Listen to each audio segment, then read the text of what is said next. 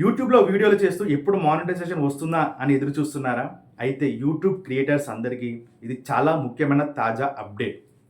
2027 ఫిబ్రవరి 1 నుండి YouTube partner programme వైపీపీలో కొత్తగా చేరాలనుకునే క్రియేటర్స్‌కు monetisation eligibility requirements భారీగా చేంజెస్ కానున్నాయి. అసలు కొత్త రూల్స్ ఏంటి? ప్రస్తుతం ఎంత ఉంది? 2027 నుంచి ఎంత అవుతుంది? అవేంటో తెలుసుకుందాం. ప్రస్తుతం ఉన్న మానిటైజేషన్ రూల్స్ ప్రస్తుతం యూట్యూబ్లో యాడ్ రెవెన్యూ పొందడానికి సాధారణంగా 1000 సబ్స్క్రైబర్స్ ఉండాలి. అలాగే 12 నెలల్లో 4000 వ్యాలిడ్ పబ్లిక్ వాచ్ అవర్స్ ఉండాలి. లేదంటే 90 డేస్లో 10 మిలియన్ వ్యూస్ అంటే 1 కోటి వ్యాలిడ్ పబ్లిక్ షార్ట్ వ్యూస్ ఉండాలి. కానీ 2027 ఫిబ్రవరి 1 నుండి కొత్తగా వైపీపీలోకి వచ్చే క్రియేటర్స్ కోసం ఈ థ్రెషోల్డ్ పెరగనుంది.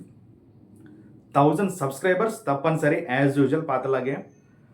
లాంగ్ వీడియోస్ ద్వారా 4000 వ్యాలిడ్ పబ్లిక్ వాచ్ అవర్స్కి బదులు 8000 వ్యాలిడ్ పబ్లిక్ వాచ్ అవర్స్ అవసరం ఇప్పుడు. అదే షార్ట్ క్రియేటర్స్కి అయితే ప్రీవియస్ 10 మిలియన్ వ్యూస్ అంటే 1 కోటికి బదులుగా ప్రెజెంట్ 20 మిలియన్ వ్యూస్ అంటే 2 కోట్ల షార్ట్ వ్యూస్ ఇప్పుడు అవసరం కానుంది. కాబట్టి ఒక ముఖ్యమైన విషయం, ఇది 8000 watch hours are 20 million short views అనే 2 మార్గాలు ఏదైనా ఒకటి ఎంచుకుంటే మానిటైజేషన్ అవుతుంది.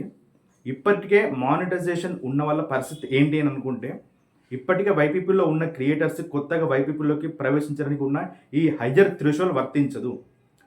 అంటే ఇప్పటికే మానిటైజేషన్ ఛానల్ అయిన వాళ్ళు ఈ కొత్త 8000 hours and 20 million short views ఈ థ్రెషోల్డ్కి వాళ్ళకి ఎలాంటి రిస్క్ లేదు. వారు ఆల్రెడీ సేఫ్ జోన్.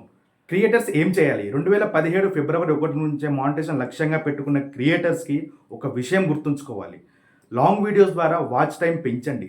అదే సమయంలో షార్ట్స్ ద్వారా ఆడియన్స్ని పెంచుకోండి. కేవలం 1-2 వైరల్ వీడియోస్పై ఆధారపడకండి. నిరంతరంగా ఒరిజినల్, యూస్ఫుల్ మరియు ఎంగేజింగ్ కంటెంట్ తయారు చేయడం చాలా ముఖ్యం.